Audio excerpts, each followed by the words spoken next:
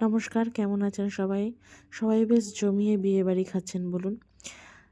আমাদের থাকি তো রাজ্যের বাইরে, মানে পশ্চিমবঙ্গের বাইরে, তাই সেই বিয়েবাড়ি খাওয়ার মজাটা আর এখানে পাওয়া যায় না, বাঙালি বিয়েবাড়ির খাওয়ার।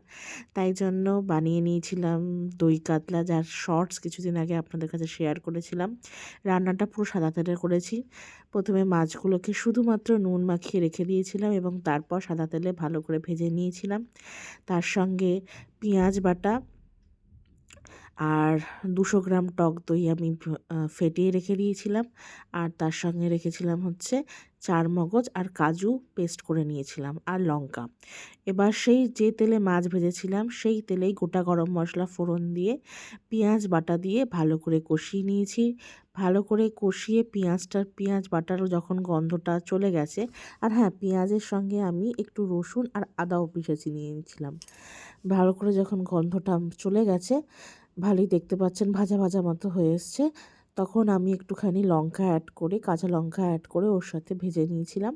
তারপরে পরিমাণ মতো ধনে জিরে গুঁড়ো দিয়ে ভালো করে কষিয়ে নিয়েছি। কোনো হলুদ গুঁড়ো বা কাশ্মীরি লাল মির্চি আমি এতে যোগ করে নিই, কারণ একটাই, যে এটাকে পুরো যেরকম দই কাতলার যেমন বিয়ে বাড়িতে যেমন কালারটা হয়, টেক্সচারটা হয়, সেরকম করব বলে বেশ ভালো করে কষিয়ে নিয়েছি।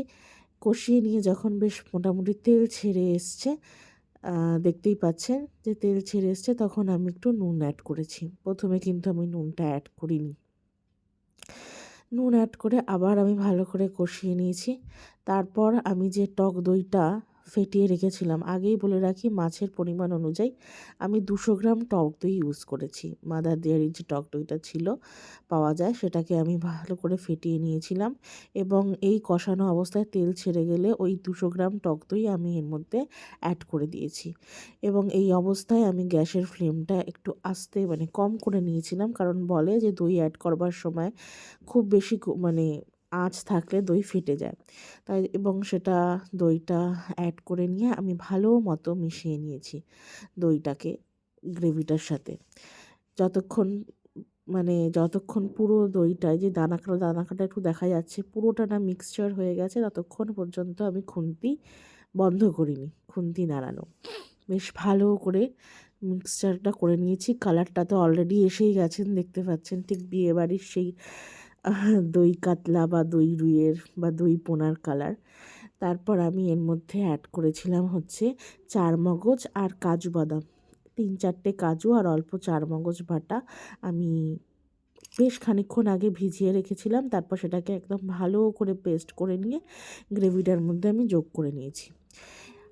যেহেতু দই অ্যাড করা হয়েছে তাই জন্য তো চিনি দিতেই হবে, আর একটু দই কাতলায় মিষ্টি তো লাগেই।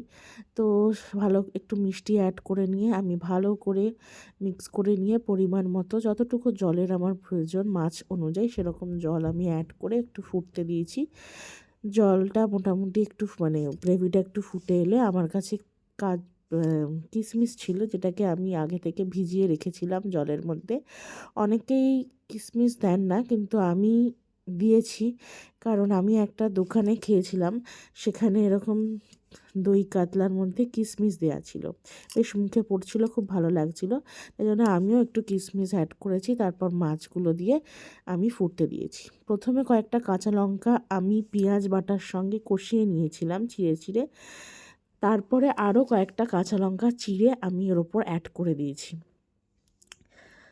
এবার মাছগুলো মোটামুটি সেদ্ধ হওয়ার জন্য 5-7 মিনিট ফুটিয়ে ওপরে একটু গরম মশলা দিয়েছি। প্রথমে ভেবেছিলাম একটু মিঠা আতর আর কেওড়া জল দেব, কিন্তু সেটা পাইনি। এই হচ্ছে আল্টিমেট লুক। পুরো বিয়েবাড়ির মজা এসে গেছিলো। কেমন লাগলো জানাবেন।